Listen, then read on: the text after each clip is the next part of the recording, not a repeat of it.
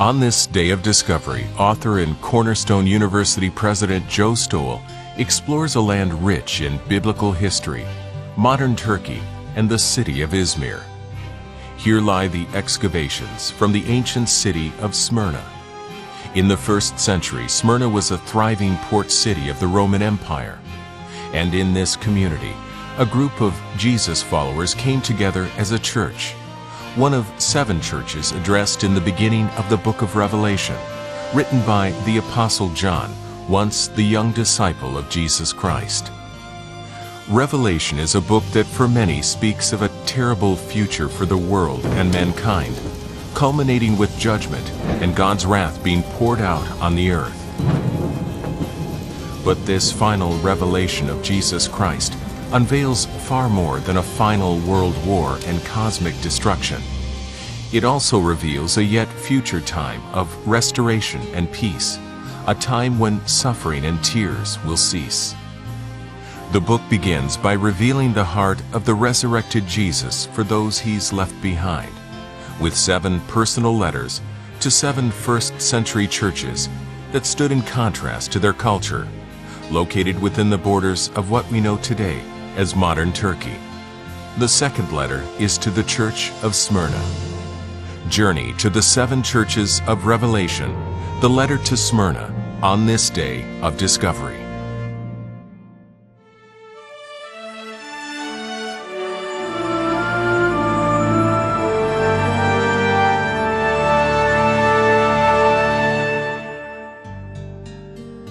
What you see, write in a book and send it to the 7 churches which are in Asia, to Ephesus, to Smyrna, to Pergamos, to Thyatira, to Sardis, to Philadelphia, and to Laodicea.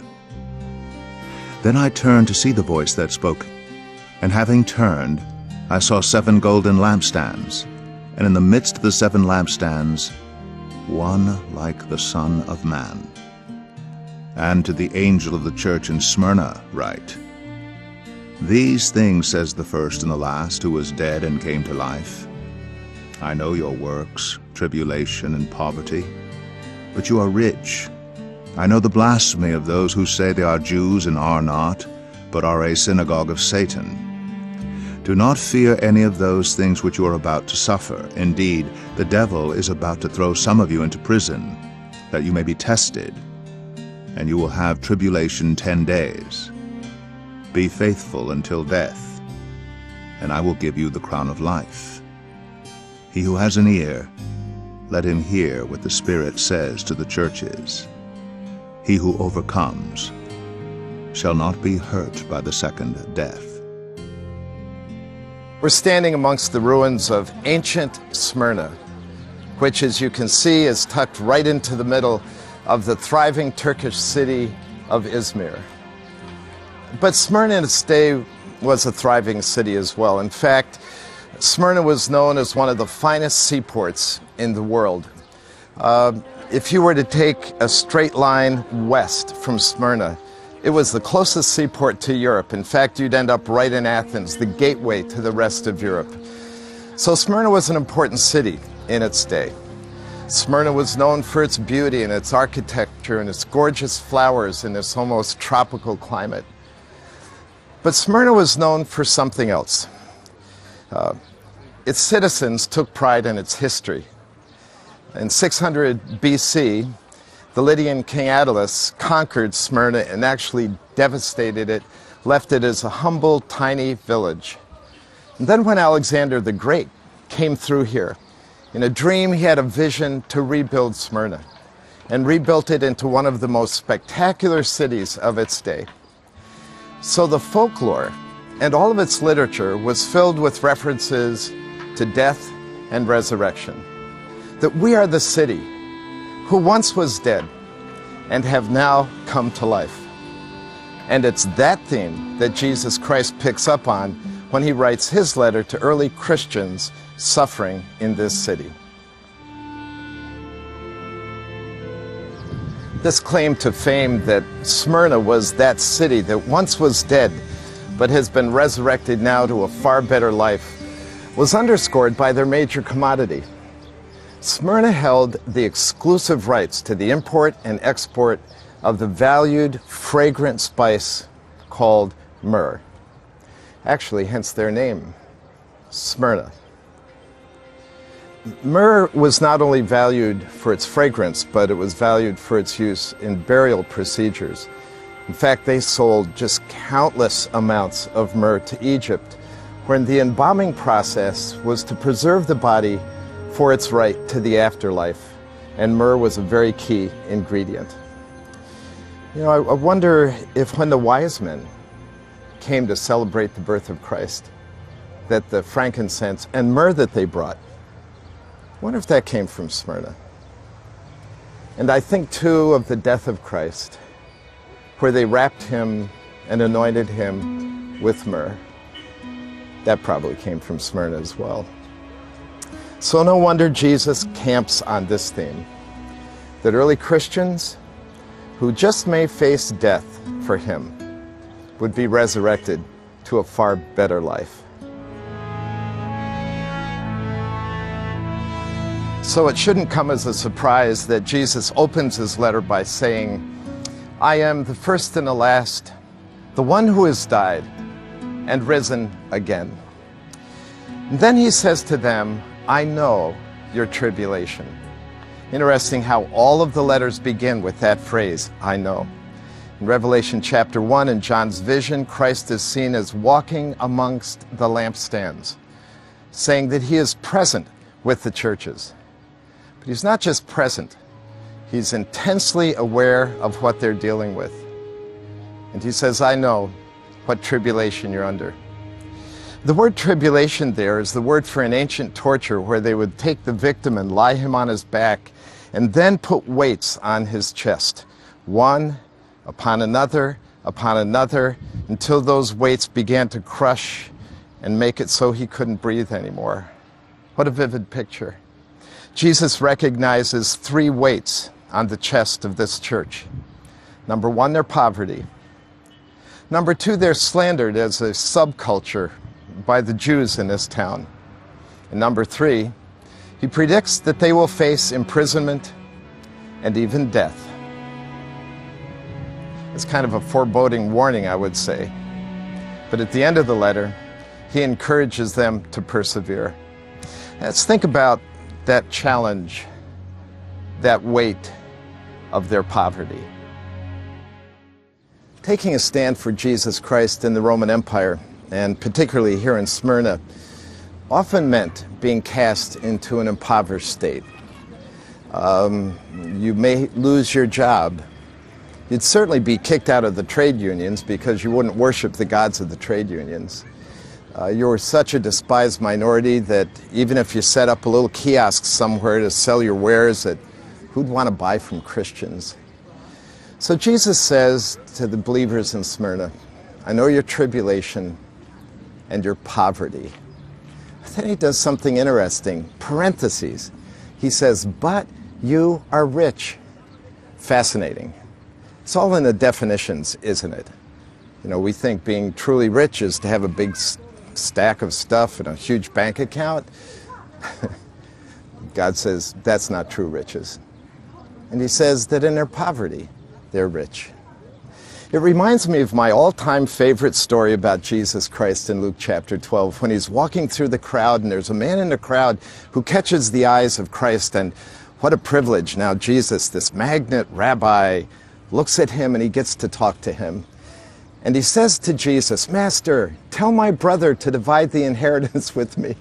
You know, I'm thinking, like, if you get one shot at Jesus, that's probably not a good thing to say. I think if I had one shot at him, I'd want to say something so profound that he would say, I never thought of that. Let's have dinner and talk it over. But Jesus responded to the man in the crowd by making an amazing statement. He said, take heed and beware of greed, for a man's life consists not in the abundance of the things that he possesses. Think that through. So counterculture, that our lives do not consist of earthly riches. Then he told the story of a rich fool who had so much that he had to tear down his barns and build bigger barns, threw a party for himself, and God showed up and said, "This night thy soul shall be required of you." And he wasn't a fool because he had a lot of stuff. Jesus said he was a fool because he was not rich toward God. I think the believers in Smyrna were rich toward God, though they were in poverty. Of course, being impoverished because one doesn't deny the name of Jesus Christ was not limited just to the believers at Smyrna. In fact, throughout all of history, that's often been the case. In our own lifetime, believers in Russia were marginalized and impoverished as a church. I remember being in Russia with a friend of mine who was a pastor of a little local assembly. And he said to me one day, "Hey, let's go visit my mom." So we climbed in the van and we drove about an hour and drove off the main highway down a smaller road, then onto a dirt road. And a couple miles back that dirt road was this little shanty town, little huts almost. He pulled up in front of one of them, and his mom, who was a widow, came running out to see us in her babushka reddened face, smiling and rejoicing. I thought it was to see my friend Victor. But as we walked into her little house that only had 2 rooms, I walked by the garden that she had planted and noticed she had a pig in the sty over there. And I said, "Oh, your mom's got a pig?" He said, "Yep, she raises that in the summer and eats it in the winter." This woman had nothing. And we went in and sat down around a little primitive table, and she served us some vegetables. And she was just beaming. And all she could talk about wasn't Victor, about Jesus, and about how much she loved him and how much he meant to her and how she couldn't wait to get to heaven, to be with him forever. And I kind of felt so convicted. You know, here, like most of us, I have a lot. You know, affluence has just filled up my cup. And here this woman had nothing, but I thought she's got everything. And I thought, all she had was Jesus. And that made her truly rich. That was like the believers in Smyrna. All they had was Jesus, but that made them truly rich. And then I thought, I have so much that there are times I wonder if I need Jesus. And that makes me truly poor. So when Jesus said to the believers in Smyrna, "You are poor, but you are rich," what a wonderful statement, and what a wonderful lesson for us to learn.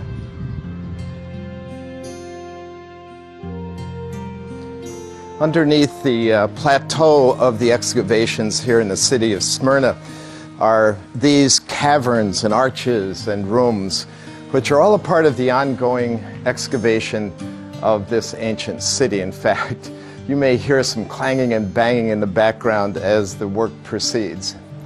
But being down here reminds me of the second weight of tribulation that was placed on the early church in this ancient city. As Jesus said, "I know not just your poverty, but that you are slandered by the Jews of the synagogue of Satan." This made life very tough for the early Christians, this slander. It gives whole new meaning to that. "Sticks and stones will break my bones, but names will never hurt me," because these names really hurt the early Christians. The Jews wanted to be distanced from the church. The Jews, interestingly enough, had a cover with the Roman Empire. They had an exemption from claiming that Caesar was Lord, since their one God was the God of Israel. These early Christians threatened that exemption because they were trouble for Rome. So they wanted to kick the Christians out of the synagogue. And in so doing, they slandered their name. So the slander was that these Christians had orgies in their gatherings. They said that at these love feasts, they ate the body of Christ and drank his blood in communion.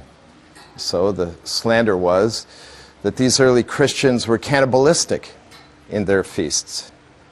They called each other brother and sister. So the slander was that they were anti-family. In the structure of Rome, the family was very important. that these were people who did not care about their families, just about each other. Well, it was those kinds of things that caused additional pressure, that marginalized the Christians, that alienated them, that made them a despised subculture.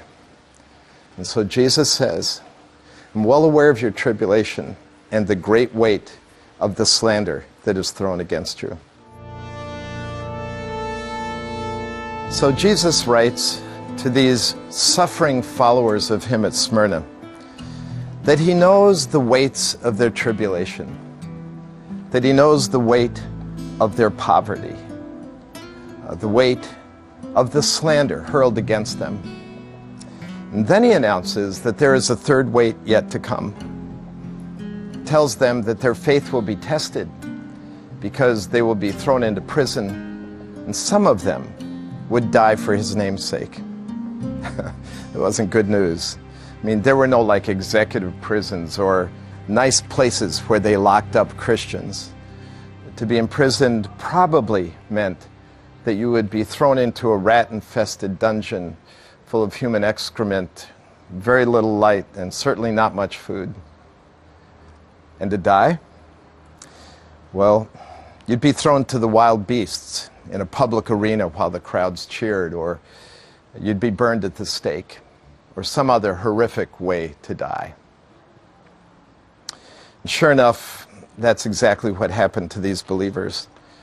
In fact, some of the famous martyrs of the church were martyred here in Smyrna. The most famous of them was Polycarp, the bishop of the 2nd century church. Polycarp lived long and distributed scriptures. He guarded the church against heresy. He's one of our most famous heroes. He had a dream one night in his older age of his pillow catching fire, and he told his friends the next day that he thought that was God warning him about being burned at the stake for his faith. And sure enough, the proconsul of this area of the Roman Empire sent guards a few days later to get Polycarp and bring him before the proconsul. Polycarp welcomed them in, and he had his servants prepare a meal for them.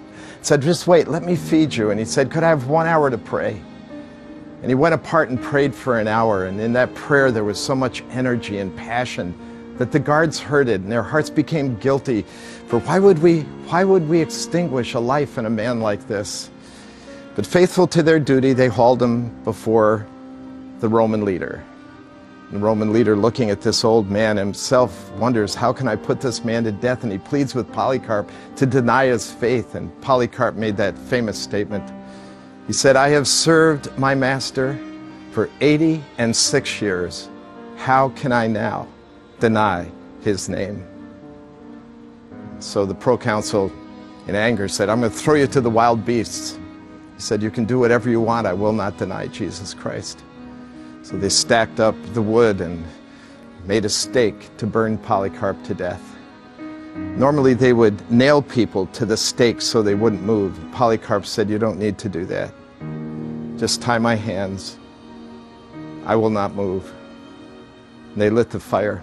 Legend has it that a wind came along and literally swept the fire away from Polycarp like a sail full of wind, and he didn't die. And so the guard commanded one to go and stab Polycarp, and indeed they did, and he died there for Jesus Christ, just as Christ predicted would happen. But Jesus added a little note in the letter. He said, these tribulations will only last for 10 days, which was a metaphor in those days of just a short time. And then he said, after these are over, I have something special for you. See, I think life is a lot like a feature-length film. We freeze frame it in Smyrna with the poverty and the slander, the imprisonment and the death of these Christians. If that's all you have, you're in total despair. Why wouldn't you deny the name of Christ? But there's more. And Jesus Christ is the executive producer. And at the end of the film, there is great reward. And Jesus adds that at the end of the letter. So Jesus is the executive producer of the feature-length film. I don't know what we'd call it, maybe like Suffering in Smyrna. But in each one of these letters, he gives these Christians a sneak preview of what is to come, of the end of the film, the end game. And to the believers at Smyrna, he says, to those of you who overcome, or to those of you who endure, I will give you a crown of life. That was a very significant statement for people in Smyrna because the crown was the symbol of the city of Smyrna. Probably taken from the fact that up on the Acropolis overlooking the city were their embattlements, and it was in the shape of a crown. So the crown was on their coins. Crowns in those days were what people got if they won a victory in the games. Or at great festivities, everybody would wear a garland of a crown. Crown is what emperors wore. And these Christians had no crowns. They were never involved in the festivities. They never won the games. Certainly, they weren't in the emperor's court. The fact that they never wore crowns was a visible symbol of their disenfranchisement with society. But Jesus said, hang in there. And at the end, I will give you a crown of life. And they did hang in there. For them, it was not game over. For them, it was game on. Here we come. And I think they must have believed what Paul wrote, Paul himself a martyr, when he said, for me to live is Christ, and to die, oh, that will be gain. And so Jesus told them, overcome, and great is your reward in heaven. You know, I guess it would be easy to look at these letters like these were believers living in a far different world 2,000 years ago. But one thing that strikes me as I study these letters is how relevant they are to us today. Take, for instance, the church at Ephesus. They stood tall. They did not compromise in the midst of all of that pressure. And they had a great church. But the problem was they did all the church things and functioned in church world for all the wrong reasons. It wasn't because they loved Jesus Christ and that this was their opportunity to worship Christ in their work, and that the love of Christ motivated them to do this. You know, how easy it is for us to get caught up in that, like I'm a deacon, I'm an elder, I sing in a worship team, I do the drama, I welcome people, I do small groups, it's just my obligation, it's my duty, I'm a Christian, these are the kind of things that I do. Well, if you read the letter to Ephesus, Jesus is not impressed with that. In fact, he says, I'll take the power of your church away if it's just duty and habit and project, and if your work for me is not an act of worship and a responsive love. So we've got to go to school on that. Maybe the reason why so many of our churches seem to be so powerless is because we're doing church for all the wrong reasons. That could be. Or I think of the church at Smyrna and the pressure that they were under. I think of their impoverishment, for instance. You know, there are people today who decide they are not going to break their commitment to Jesus Christ and to his kind of integrity to keep their job. Because they don't cheat on contracts, because they don't go to the strip clubs with their friends on trips, because they refuse to compromise their commitment to Jesus Christ. Sometimes they're demoted, sometimes they lose their job. It's easy for us to become alienated today for our stand for the cause of Christ in the marketplace, isn't it? It's a lot of pressure. But will you stand? I even think of the slander.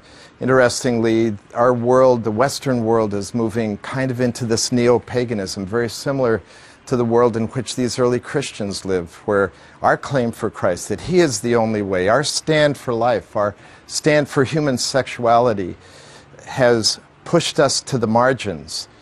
And we're often called names and despised and rejected because of that. The Christians at Smyrna took their stand because they knew great was their reward in heaven. I think even of Christians all over the world today who are imprisoned for Jesus Christ. We've kind of gotten a hall pass on that kind of thing in the West, but there are literally tens of thousands of Christians right now, as you and I are watching this, who are suffering imprisonment for Christ, and many who are paying the price of martyrdom. So this is not old school stuff. This is extremely relevant. It's the same Jesus who lives today, lives in our hearts, lives in our midst, that would write letters exactly like this to us. We'll all have to answer the question personally. Are we willing to stand, knowing that great is our reward in heaven?